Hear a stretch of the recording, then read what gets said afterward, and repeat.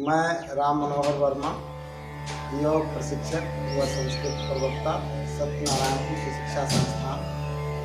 आज आप लोगों को सामान्य रूप से स्वस्थ रहने के लिए कुछ अनिवार्य योगासन प्राणायाम सिखाऊंगा।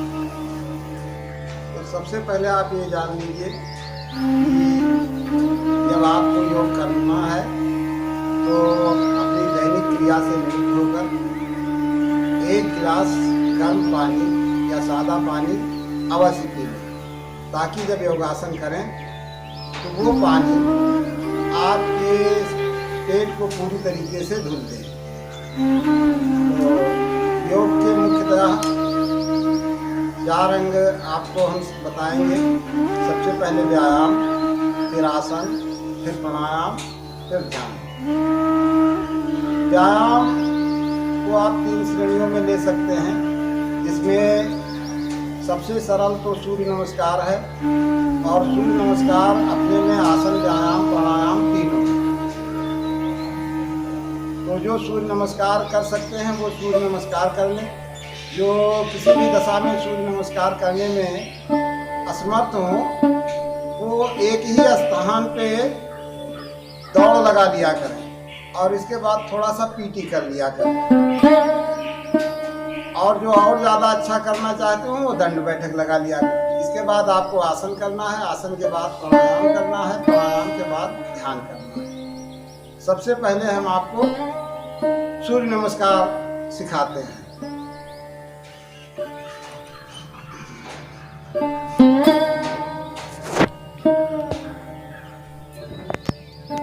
सूर्य नमस्कार में 12 आसन है और व्यक्ति को स्वस्थ रहने के लिए इसे कम से कम 12 बार अवश्य करना चाहिए। 12 बार करने को एक आवृत्ति कहा जाता है। सावधान। प्रणामासन, 2 ऊर्ध्वहस्तासन, 3 पादहस्तासन, 4 दक्षिण सुसंचालन आसन, 5 दंडासन, 6 प्रिय भुजंगासन,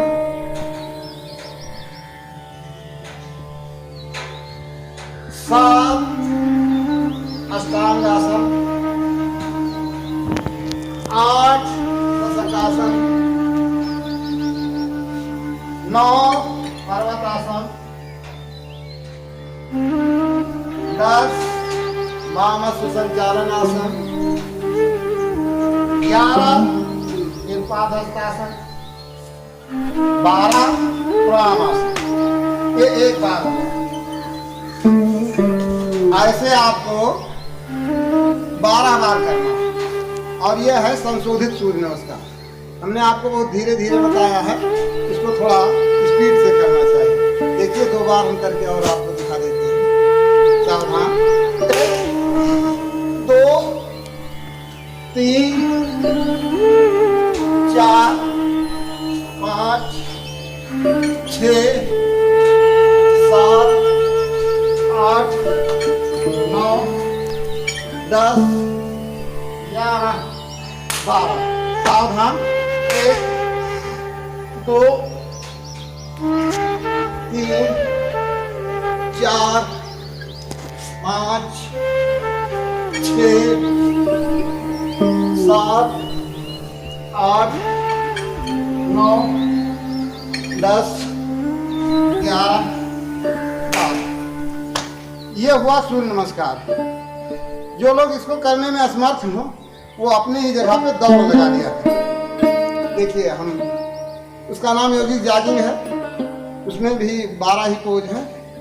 2 पोज जो अनिवार्य है वो हम आपको बता देते हैं। देखिए एक तो दौड़, ये आप दौड़ हुई, फिर पूरा हाथ और टांग दीजिए ऐसे, ये पूरी दौड़।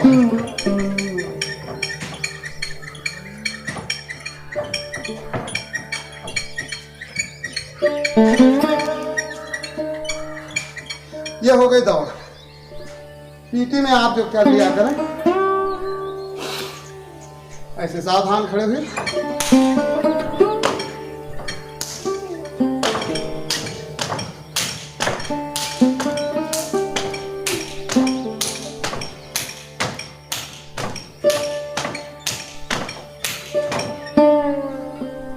इतना अगर आप कर लिया करेंगे तो आपका शरीर गर्म हो जाएगा।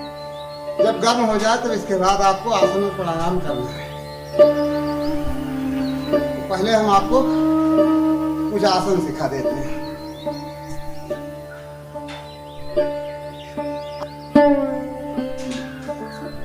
ये व्यायाम के बाद अब आपको करना है आसन। आसन 4 प्रकार के हैं। खड़े होकर किए जाने वाले आसन, बैठकर किए जाने वाले आसन, पीठ के बल किए जाने वाले आसन और पेट के बल किए जाने वाले आसन। आपको स्वस्थ रहने के लिए प्रयास ये करना है कि सब में से कुछ न कुछ आसन आपके अवश्य होता है। तो सबसे पहले हम आपको सिखाते हैं खड़े होकर किए जाने वाले आसन।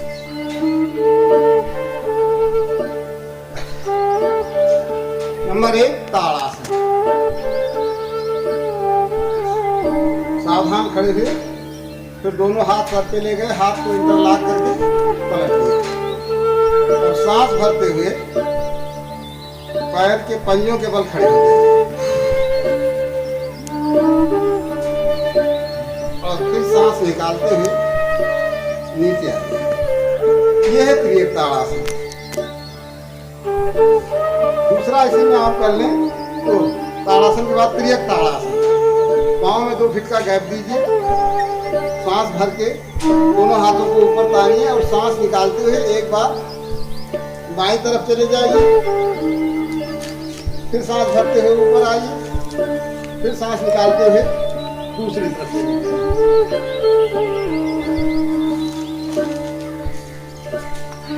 ये रहा त्रिएक ताड़ासन। अब आपको सिखाते हैं वृक्षासन। वृक्षासन के लिए जमीन पे खड़े हो जाएं, एक पैर को मोड़ें, पांव की एड़ी यहाँ ये जांघ से सटा दें और सांस भर के दोनों हाथ ऊपर ले जाएं। जितनी देर खड़े रहे पांव ऐसे खड़े रहे, फिर सांस निकालते हुए नीचे आ जाएं, फिर दूसरा पैर उठावें, दूसरे पैर की एड़ी यहाँ लगाएं और फिर सांस भरते हुए दोनों हाथ ऊपर ले जाएं।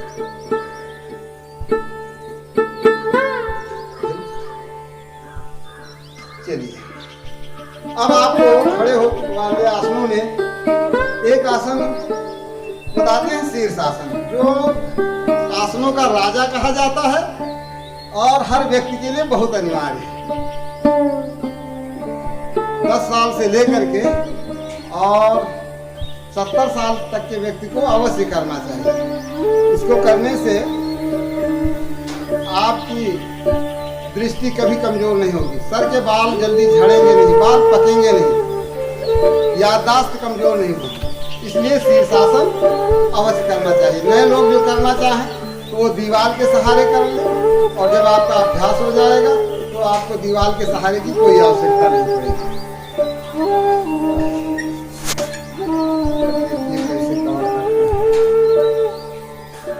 देखिए, शीर्षासन के लिए दोनों हाथों को ऐसे इंटरलॉक कीजिए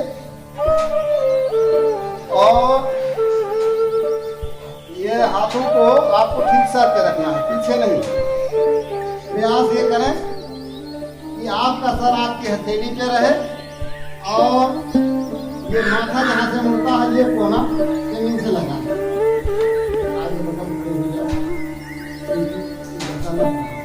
आ जाओ।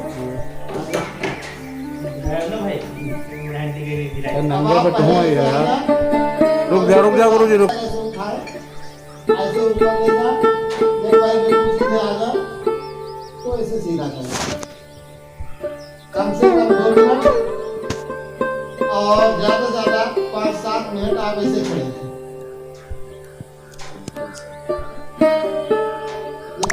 अभ्यास हो जाएगा तो आप ऐसे पाँव को भी हिला सकते हैं, आगे पीछे भी चला सकते हैं।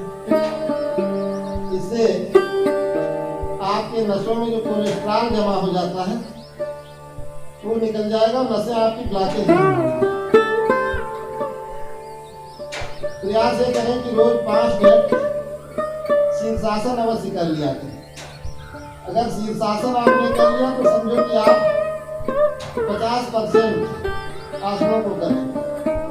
फिर जब आना है तो झटके से मत आइए नीचे, ऐसे पाँव मोड़िए, धीरे से आइए और बहुत धीरे धीरे ऐसे पाँव को जरूर तुरंत सर को मत उठाइए, लंबी सांस लीजिए 2-3 बार। हम 3 आसन सीखे खड़े होकर किए जाने वाले, ताड़ासन, वृक्षासन और शीर्षासन।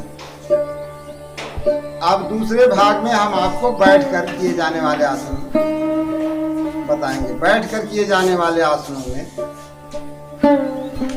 जो आपके शरीर के लिए बहुत ज़्यादा जरूरी है कि कम समय में आप ज़्यादा लाभ उठा सकें, तो सबसे पहले पश्चिमोत्तान आसन। पश्चिमोत्तान आसन के लिए दोनों पैरों को सीधे फैला लें। पैरों को फैलाने के बाद सांस भरते हुए दोनों हाथ ऊपर उठाएं। सांस निकालते हुए हाथ आगे ले जाएं और पैरों के पंजे पकड़ें। पूरी सांस बाहर हो जानी चाहिए, पेट अंदर और माथा अपने घुटनों पे रखें ऐसे। और कम से कम प्रयास करें कि 2 मिनट तक रखें। यह है पश्चिमोत्तान आसन। इससे आपका डाइजेशन भी ठीक होगा, पेट भी नहीं निकलेगा, पेट संबंधी अधिकांश बीमारियां दूर होंगी और यह आसन कद बढ़ाने में भी लाभदायक है। ये रहा पश्चिमोत्तान आसन। दूसरा आपको करना है अर्धमत्स्येंद्रासन। एक पांव की एड़ी पे ऐसे बैठ जाइए, दूसरा पैर इधर रख लीजिए। जिस पांव पे आप बैठे हैं वो हाथ ऊपर उठाइए और सांस निकालते हुए हाथ को नीचे लाइए और पांव के पंजे को पकड़ लीजिए ऐसे। देखना है विपरीत दिशा। जितनी देर रुक पाइए रुकिए, फिर धीरे से पैर छोड़िए, आ जाइए। अब दूसरे पांव की एड़ी पे बैठ जाइए। आपने खड़े होकर किए जाने वाले 3 आसन सीखे। आसनों का राजा शीर्षासन, ताड़ासन और वृक्षासन। अब बैठकर किए जाने वाले आसन जो अनिवार्य। बैठकर किए जाने वालों में सबसे पहला पश्चिमोत्तान आसन। पैर फैलाकर बैठ गए, सांस भरते हुए दोनों हाथ ऊपर उठाए और सांस निकालते हुए दोनों हाथ लाए, पांव के पंजों को पकड़ लिए। पेट पूरी हवा से खाली कर दीजिए, पेट अंदर धंस जाए और सांस निकाल के माथा घुटने पर रख दीजिए ऐसे। जितनी देर रख पाइए, कम से कम 2 मिनट, ज़्यादा से ज़्यादा 5 मिनट बैठते रहिए। ये आपके पेट को ठीक रखने के लिए, तोंद न निकलने पाए उसके लिए और कद बढ़ाने में लाभदायक है। ये रहा पश्चिमोत्तान आसन। अगला आसन अर्धमत्स्येंद्रासन। एक पांव की एड़ी पे बैठ जाइए, दूसरा पैर ऐसे इसके बगल में रख लीजिए। जिस पांव पे आप बैठे हैं वो वाला हाथ ऊपर उठाइए और दूसरे पांव के पंजे को पकड़ लेना है ऐसे। देखना है विपरीत दिशा में। फिर 1 मिनट बैठने के बाद पैर बदल लीजिए। अब दूसरे पांव की एड़ी पे बैठ जाइए। ये पैर इधर रखिए। जिस पांव पे आप बैठे वो हाथ ऊपर उठाइए और घुटने के इस पार से लाते हुए पांव के पंजे को ऐसे पकड़ लीजिए। देखना है विपरीत दिशा में। ये है अर्ध मत्स्येंद्रासन। ये आपको 7 रोगों में फायदा करता है। गैस, कब्ज, एसिडिटी, पेट निकलना, बवासीर, इससे आपके पेट संबंधी हर रोग ठीक हो जाएंगे। अगला आसन आपको करना है इसमें भी वही दशा होगी। जिस पैर पे आप बैठे हैं वो हाथ नीचे से और जो पैर ऊपर है वो हाथ ऊपर से पकड़ लेना है, सांस भर के देखना ऊपर। ये आपने किया गोमुख आसन। अब कर लीजिए उत्थित पद्मासन। भूख बढ़ाने के लिए ये सबसे अच्छा आसन माना जाता है। जिनको भूख नहीं लगती है वो पहले ऐसे पद्मासन लगाएं। तो पद्मासन लगाने के बाद दोनों हथेलियां अगल बगल रखें। नाक से पूरा फेफड़ा हवा से भर लें और शरीर को ऊपर उठा दें। जितनी देर सांस रोक पाए शरीर रोके रखें। जब न रोक पाए धीरे धीरे सांस निकालते हुए नीचे आ जाना है। देखिए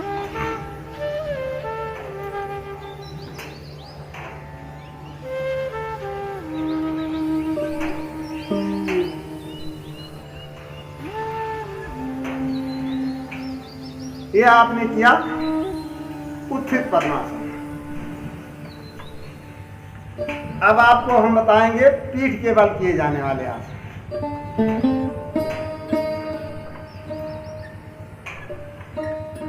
पीठ के बल सीधे लेट जाइए, ऐसे पांव फैला के लेट जाइए। इसमें सबसे पहले करना है सर्वांगासन। पैरों को ऐसे उठाइए और सीने पे मोड़ लीजिए घुटने से। नितंबों में हाथ लगाइए और कस के तान लीजिए। शरीर को बिल्कुल सीधा कर दीजिए। आपके पैर के अंगूठे आपकी आंख की सिधाई में आ जाए। शरीर बिल्कुल लंबवत हो जाए। यह शीर्षासन का छोटा भाई माना जाता है। जो शीर्षासन नहीं कर सकते हैं वो भी इसको सर्वांग आसन कर लिया करें तो शीर्षासन के सारे लाभ उनको मिल जाएंगे। जितनी देर रुक पाए उतनी देर ऐसे रुके रहें। फिर धीरे झटके से कभी नीचे मत आइए। नितंब में हाथ लगाए रहिए, बहुत धीरे धीरे आसानी से। ये आपने किया सर्वांगासन। अब आपको करना है हलासन। हलासन के लिए हथेलियां दोनों जमीन पर, जमीन की तरफ, दोनों पैरों को धीरे से उठाइए और सांस निकालते हुए दोनों पैरों को ले जाकर के पीछे जमीन में लगा देना। देखिए ऐसे।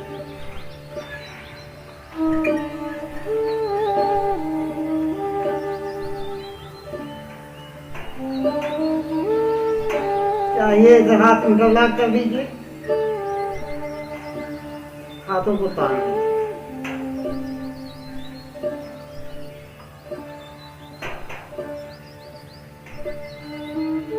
हलासन करने से आपके पेट संबंधी सारे विकार दूर होते हैं और डायबिटीज में, मधुमेह रोग में ये बहुत ज्यादा फायदा करता है।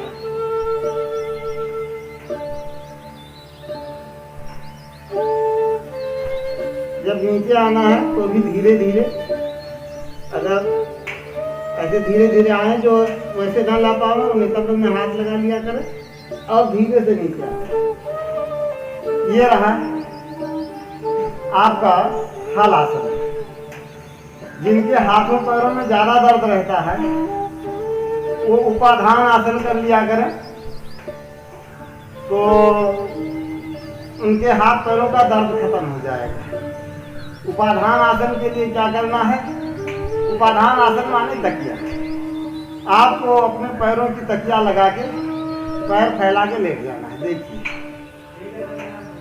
एक पैर ऐसे ऊपर तान लीजिए, एक पैर की तकिया बनाइए, सर के नीचे ले जाइए, ऐसे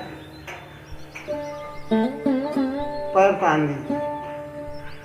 थोड़ी देर इस अवस्था में रखिए, फिर पैर बदल लीजिए, दूसरे पांव का तकिया बनाइए, पैर ऊपर ले जाइए और कुछ देर आराम कीजिए। तो इससे आपको सबसे बड़ा फायदा ये होगा कि चाहे दिन भर आप परिश्रम करेंगे, आपके हाथ और पैर में दर्द नहीं होगा। ये आपने किया उपाधान आसन। अगला जरूरी आसनों में आपको करना है चक्रासन। चक्रासन के लिए दोनों पैरों को अपने नितंब के नीचे लाइए, ऐसे हाथ के पंजों को कान के अगल बगल कस के रखिए और सांस भरते हुए शरीर को उठाना है और ज्यों शरीर उठ जाए सांस निकाल देना है। ऐसे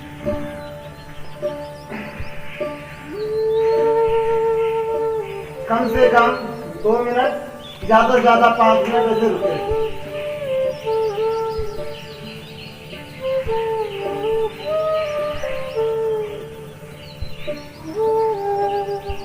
फिर बहुत धीरे धीरे आइए, कभी भी झटके से नीचे मत आइए। ये आपने सीखा चक्रासन।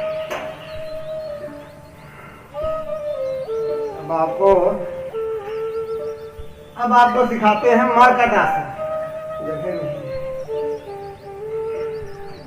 मरकट आसन के लिए कंधे के समानांतर दोनों हाथों को ऐसे फैला दीजिए और घुटने पे घुटना, एड़ी पे एड़ी रखे रहना है। देखिए, जब घुटना आप दाहिनी तरफ ले गए, देखना है बाएं हाथ की हथेली।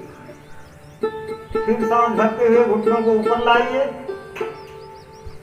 फिर सांस निकालते हुए घुटनों को बाईं तरफ ले जाइए, तो देखिए दाहिने हाथ की हथेली।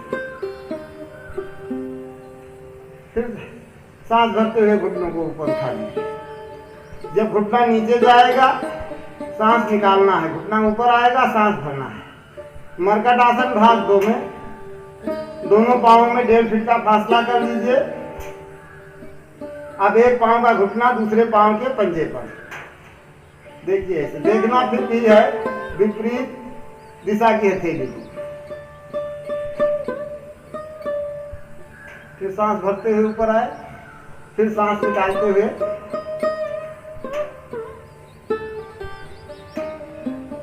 ये रहा मरकट आसन भाग 2। मरकट आसन भाग 3, दोनों पैरों को फैला दीजिए, सांस भरते हुए एक पैर उठाइए, सांस निकालते हुए ले जाइए, एक हाथ की हथेली में रखिए, देखिए विपरीत दिशा की हथेली।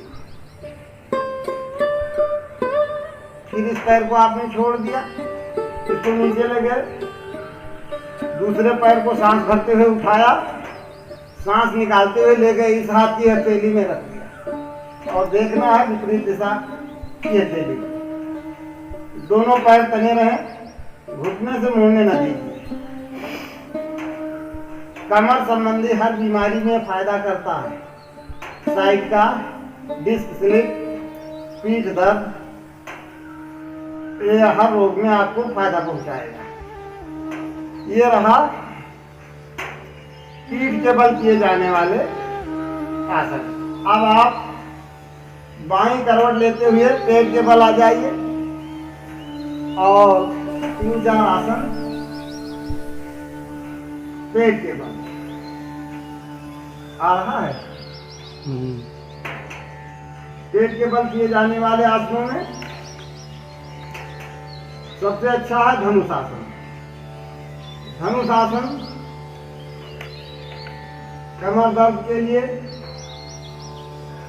सेक्सुअल डिजीज, यौन रोगों के लिए रामबाण माना गया। देखिए, दोनों पांवों को ऐसे मोड़ दीजिए, दोनों हाथों से टखने के पास पकड़ लीजिए, पेट में हवा भरिए, आगे से सिर और सीना उठा देना है, पीछे से दोनों पैरों को, यानी शरीर का सारा बोझ आपके पेट पे रहेगा।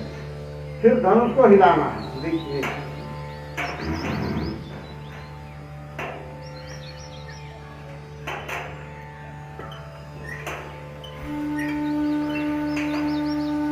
ये आपने किया धनुषासन। अब आपको कर लेना है पूर्ण भुजंगासन। इसके लिए माथे के सामने हथेली पे हथेली रखा, पैर दोनों फैले रहेंगे और दोनों पैर आपस में सटे रहेंगे। सांस भरते हुए सर को ऊपर उठाना है और जितनी देर सांस रोक पाए आसमान को देखना है। जब सांस न रोक पाए सांस निकालते हुए धीरे धीरे नीचे आना है। ऐसे देखिए,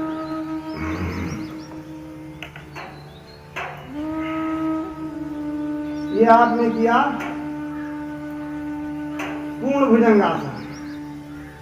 अब करना है शलभासन। दोनों हाथों को जांघ के नीचे ले जाइए, हथेलियां आसमान की तरफ। अब दोनों पैर तने रहें, फेफड़े में हवा भरिए, सर नहीं उठाना है, तने हुए दोनों पैर ऊपर उठ जाने चाहिए। देखिए,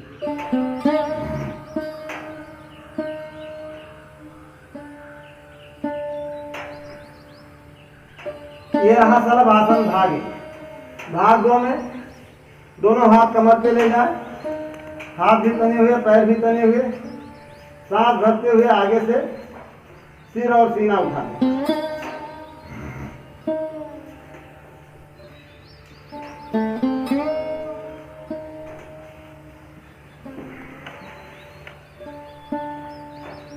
ये आपने किया शलभासन।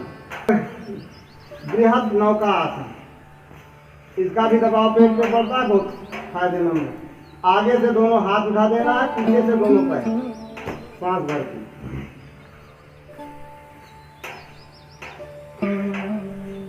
और सबसे लास्ट में आरामदायक और गठिया बाई के लिए सबसे लाभप्रद कर लीजिए मकर आसन। आप ऐसे आ गए, अब पहले एक एक पैर से अपने निकल मारना,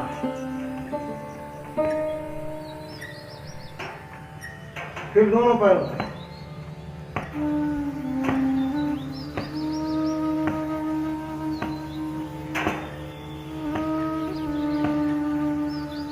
ये रहा मकर आसन। तो आसनों का क्रम पूरा हुआ। अब अनिवार्य प्राणायाम जो आपको प्रतिदिन करना है। 8 प्राणायाम स्वामी जी ने अनिवार्य बताए हैं, तो हम आपको 2-2 मिनट वो करके सिखा देते हैं। देखिए, पहला प्राणायाम है भस्त्रिका प्राणायाम। ध्यान मुद्रा में या ऐसे वायु मुद्रा में बैठ जाइए, मेरुदंड सीधा, आंखें बंद, पूरी ताकत से दोनों नाक से सांस फेफड़े में भरना है और पूरी ताकत से पेट से दबा देके सांस निकालना है। ध्यान सिर्फ ये रखें कि जितने सेकंड में आप सांस भरें उससे ज़्यादा सेकंड में सांस निकालें। चलिए, भस्त्रिका प्राणायाम।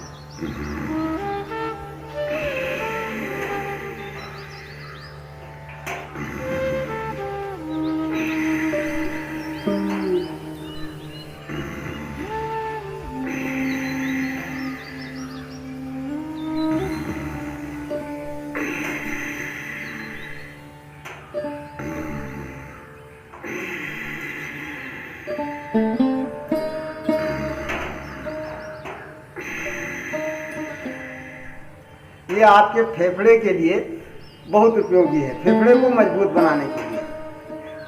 दूसरा प्राणायाम आपको करना है कपालभाति। कपालभाति के लिए मेरुदंड सीधा रखिए और आंखें बंद रखिए, ध्यान मुद्रा या वायु मुद्रा में बैठे रहिए।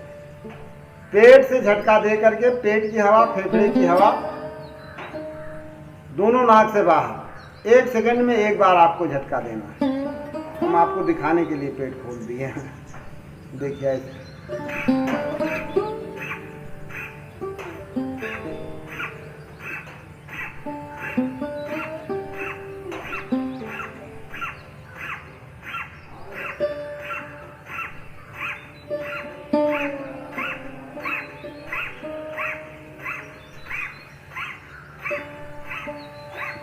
इसको कम से कम स्वस्थ आदमी को 5 मिनट, और यदि आदमी किसी रोग विशेष से पीड़ित है तो 15 मिनट अवश्य करना चाहिए। शरीर के 75% रोग अकेले कपालभाति से आपके दूर हो जाएंगे। कपालभाति के बाद किया जाता है बाह्य प्राणायाम। पूरी सांस भरना है, फिर पूरी सांस बाहर निकाल देना है, फिर मूल बंद, उद्यान बंद, जालंधर बंद, तीनों बंद लगा लेने हैं। देखिए, सांस भरा, सांस ऐसे बाहर निकाल दिया और नीचे मूल बंद, पेट को पीठ से चिपकाया, उद्यान बंद, बुद्धि को कंठकूप से लगाया, जालंधर बंद।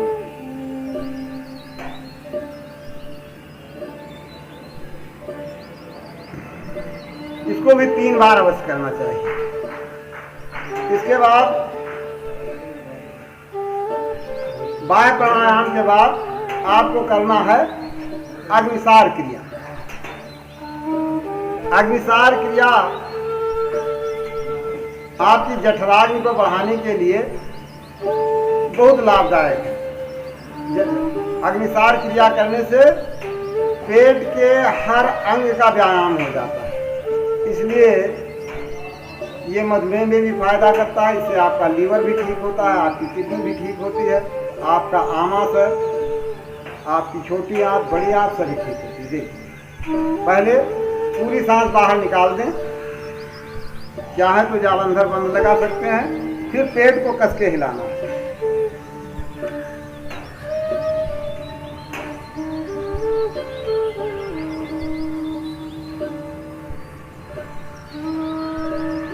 फिर एक बार सांस पूरी बाहर निकालें,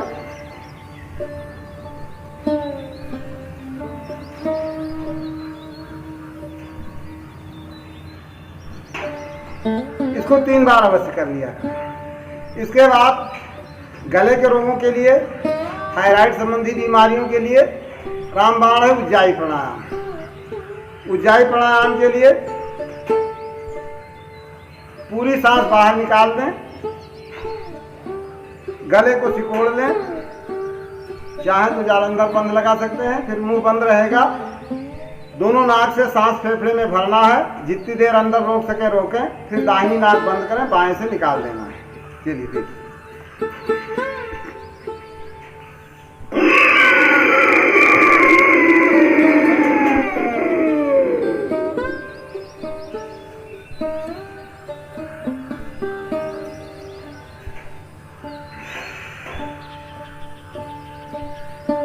एक बार आओ, सांस निकाला, गला सिकोड़ा, फिर सांस खींचना शुरू।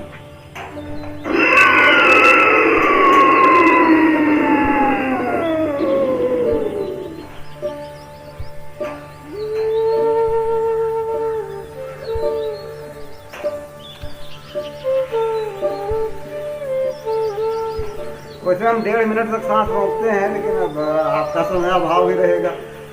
अगला प्राणायाम है उज्जाई के बाद किया जाता है अनुलोम विलोम।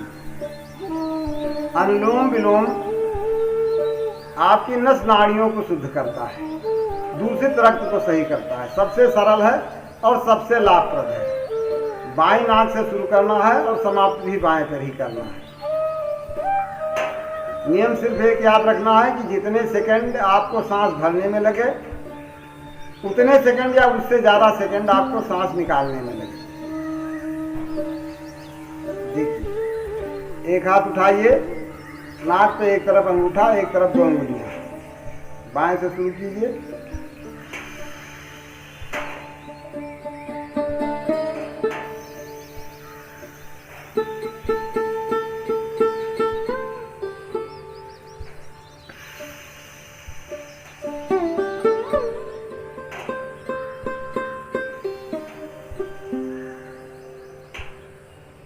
जब आपका हाथ दर्द करने लगे, हाथ बदल लिया कीजिए।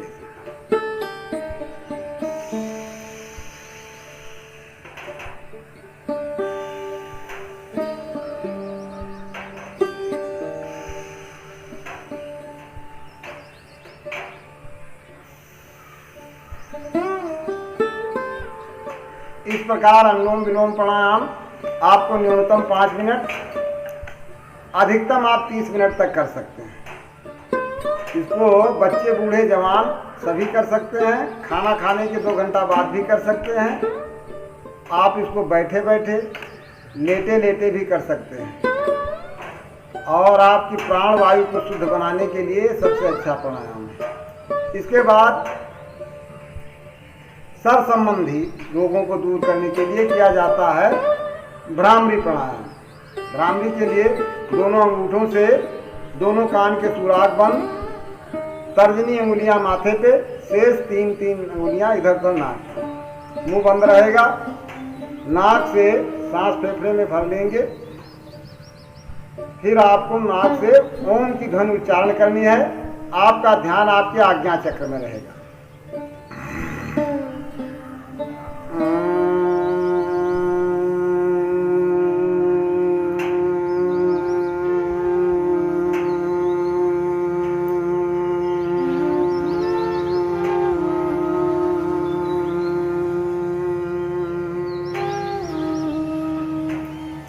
ये रहा भ्रामरी प्राणायाम। सर संबंधी हर बीमारी में फायदा करता है। इसको भी कम से कम 3 बार 5 बार अवश्य कर लिया करें। इसके बाद उद्गीत प्राणायाम। उद्गीत प्राणायाम माने ओम शब्द का उच्चारण। देखिए, हिंदू धर्म ग्रंथों के अनुसार ओम के उच्चारण से, शंख की ध्वनि से और घंटे की ध्वनि से जितनी दूर तक ये ध्वनि जाती है उतनी दूर तक विषाणु और जीवाणु नष्ट होते हैं। इसको भी आप भोजन के 2 घंटे बाद कर सकते हैं और किसी भी स्थिति में कर सकते हैं। जैसे आप बैठे बिल्कुल ध्यान मुद्रा में, मेरुदंड सीधा, आंखें बंद, फेफड़े में पूर्ण वायु भर लीजिए। फिर मुख से ओम का उच्चारण करना है। ध्यान आपका आपके हृदय चक्र में।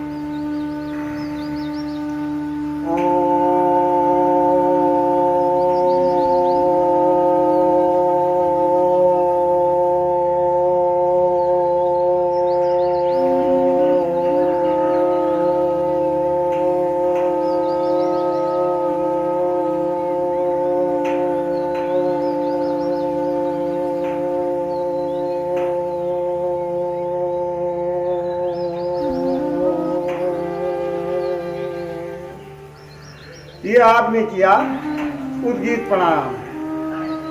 अगला प्राणायाम है प्रणव प्राणायाम। इसमें आपको ध्यान मुद्रा में गोदी में हथेली पे हथेली रख के आंखें बंद करके सीधे बैठ जाना रहता है। ईश्वर के दिव्य प्रकाश का ध्यान अपने हृदय चक्र में। समझिए आप अपने इष्ट देव के सामने बैठे हैं, उसके दिव्य प्रकाश से आपका पूरा शरीर प्रकाशित हो रहा है, बिल्कुल बाहरी दुनिया से अलग। अगर कोई भी जहरीला जीव जंतु आपके ऊपर चढ़ जाए, काट ले, तब भी आपको न विचलित होना है, न भगना है, न आपका ध्यान टूटना चाहिए। यह है प्रणव प्राणायाम। अब हम आपको जो ये 8 प्राणायाम न कर सकें और समयाभाव भी हो, तो उनके लिए हम तीव्र भस्त्रिका सिखा देते हैं। तीव्र भस्त्रिका आपने कर लिया तो समझो आपने आधे प्राणायाम और कुछ व्यायाम भी कर लिए। देखिए, बैठ जाना है ऐसे। ये फेफड़े को मजबूत बनाने के लिए और इस कोरोना बीमारी में तो बहुत ही लाभप्रद है, क्योंकि कोरोना आपके फेफड़े पे असर करता है। और श्वास नलिका को मजबूत बनाने के लिए, फेफड़े को मजबूत बनाने के लिए तीव्र भस्त्रिका में कुछ नहीं करना है। जैसे आपने देहात में पंचक्की देखा होगा, चलती है ना, जब स्टार्ट करते हैं उसको शुरू में, तो स्टार्ट करते हैं तो पहले धीरे धीरे फिर स्पीड पकड़ती है, तो पूरा स्पीड पकड़ लेती है। वैसे आपको अपने फेफड़े को स्पीड देना है। देखिए, सांस जब निकालेंगे आप तो ठोकर से निकलनी चाहिए। विशेषता यही है फेफड़े को साफ करने की। दोनों हाथ दोनों पैरों के घुटनों पे, सांस के साथ कंधों को भी चलाना है।